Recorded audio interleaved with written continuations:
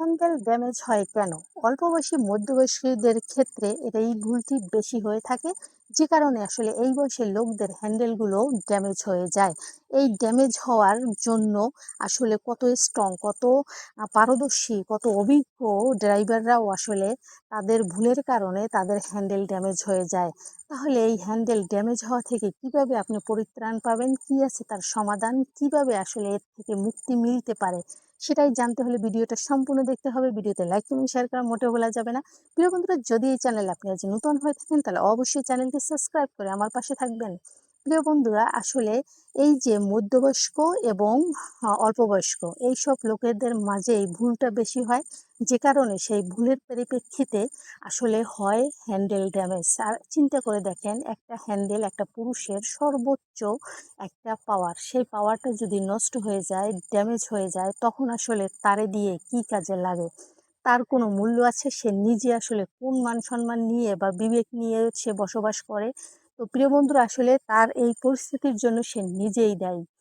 সে হয়তো জানতো বা সে জানতো না, না জানলে জানার চেষ্টা করেনি, জেনে সে মানেনি, যে কারণে আসলে আজ তার এই পরিণতি।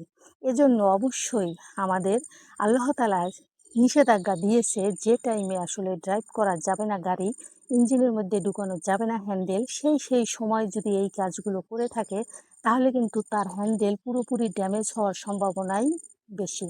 আর কিছু কিছু ক্ষেত্রে দেখা যায় কম হয়ে থাকে, কিছু ক্ষেত্রে অনেক বেশি হয়ে থাকে। এর কারণটাও, ভুলটা আপনি যদি বেশি করেন তাহলে আপনি ফলটা বেশি পাবেন, যদি ভুলটা আপনার কম হয় তাহলে আপনি ফলটাও কম পাবেন।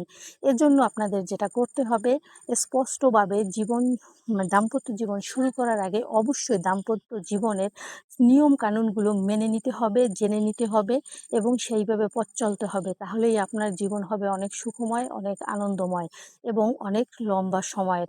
আর যদি আপনি সেগুলো না করেন, তাহলে এই হ্যান্ডেল ড্যামেজের মতন জীবনে অনেক ঘটনাই ঘটবে, শুধু আপনার না, গাড়ির ক্ষেত্রেও হয়ে থাকবে, যেগুলো আসলে আপনাদের সাবধানতা অবলম্বন করে চলতে হবে। যে টাইমটায় আসলে আপনার ড্রাইভ করার পরে আপনার হ্যান্ডেল ড্যামেজ হতে পারে, সেই টাইমটা হলো গাড়ির ছুটিকালীন সময়, যে পিরিয়ডিং টাইম।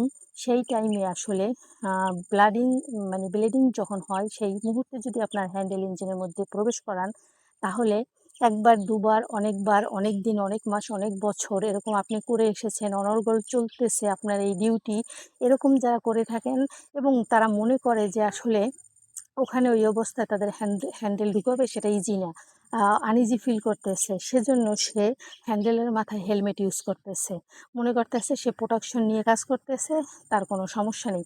কিন্তু ভাই, আপনার অনুভূতি তো আপনি বিলীন করেননি, আপনি অনুভূতি আগ্রহ নিয়েই কিন্তু এই কাজটা করছেন, যে কারণে আসলে আপনার এর পরিণতি আসলে ড্যামেজ হবেই।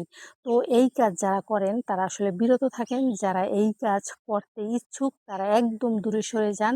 আর যারা আসলে করে ক্ষতির মুখে পড়েই গেছেন, তাদের কি করার, আল্লাহর কাছে ক্ষমা চাওয়া ছাড়া আপনার আর কিছু করার নেই। এবং প্রতিনিয়ত আসলে সবাই ভালো থাকবেন, সুস্থ থাকবেন এবং সালমা আর এসটি এর ভিডিও বেশি বেশি দেখবেন। এখানে যেমন বিনোদন, তেমন কিন্তু জীবনের গুরুত্বপূর্ণ বিষয়ের সমাধানও রয়েছে। সবাই ভালো থাকবেন, সুস্থ থাকবেন। আল্লাহ হাফেজ।